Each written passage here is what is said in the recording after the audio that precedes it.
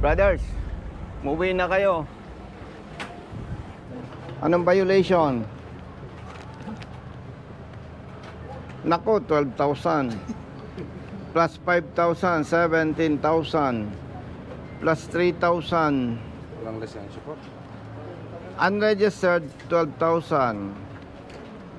Defective parts, 5,000. Magkano na? 17. 17. Driving without license, 3,000. 20,000. Oo, pero ang hinihingi lang po sa akin, ID tsaka papel. Hindi, wala pa kang lisensya. Magmamaneho po kayo, wala kang license. Pangalawa, unregistered po.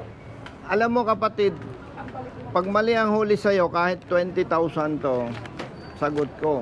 Eh tama ang huli sa'yo, wala akong may tutulong sa'yo. Pasensya ha.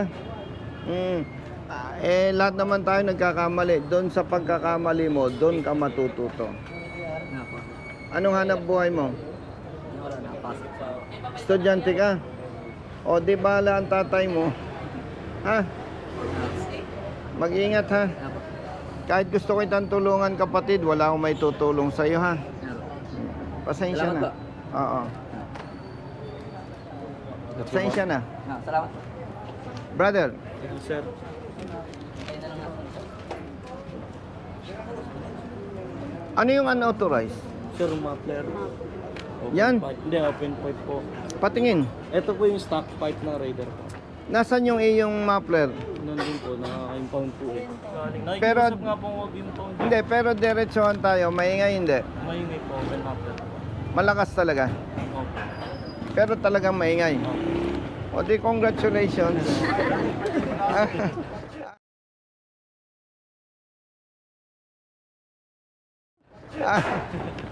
Congratulations. Multo na lang. Girlfriend mo? Opo. Hindi na po kami... Hindi bali, sulit naman. Ang ganda naman ng girlfriend mo. Eh, yung iba nga, maganda ang motorsiklo. Pangit naman ang girlfriend. Panalo pa Lamang rin. ka, Panalo pa rin panalo siya, ka. boss. Kahit magbayad ng 5K. Oo, pa rin. panalo ka. 5K. Panalo pa rin po. Kaso, sir, pwede kaya, hindi pa kasi lumalabas sa portal ko eh. Bala ko nang tapusin ngayon, sir. Para maiuwi ko na yung motor. Kailan ka nahuli? Paggabi po, Kagabi. Tagasan ka? binyan po. Ang layo mo, Elinga. Ma'am, taga Binyan. Hindi na po kami umuwi eh. Willing siya na bayaran yung multa na 5,000.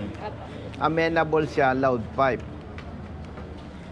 Ang hihilingin ko lang ma'am para sa kanila, legally, magbayad na sila ng multa ngayon, ma-release na yung motorsiklo. Dala yung Stock muffler po. stock.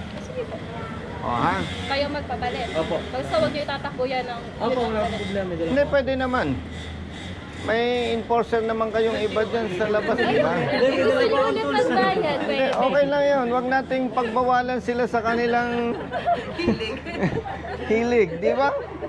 Sabi niya, mapera naman ang girlfriend niya eh. No? O, 5,000 naman. Mm-mm. Karehistro to ha. Paalala ha, may ibang enforcer nanguhuli kapag ang angkas nakatsinelas. Hindi tama yon. Ang bawal kapag ang rider na nagmamaneho ang nakatsinelas. Malinaw yan? Ma'am, please. 4-0. Boss, pang-5 po. May napulot po tayong ID kanina. May napulot kaming ID.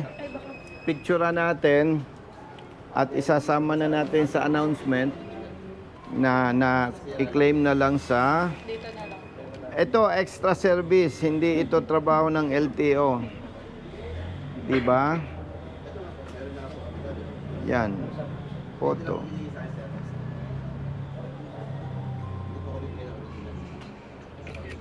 Ma'am, i-announce namin nasa LTO. Okay po. Paki-claim na lang. Sige. Brother, ha? Thank you po. Diba? Sige po. Kapag Hindi trabaho, niya ma'am. trabaho yan, yung sa ID.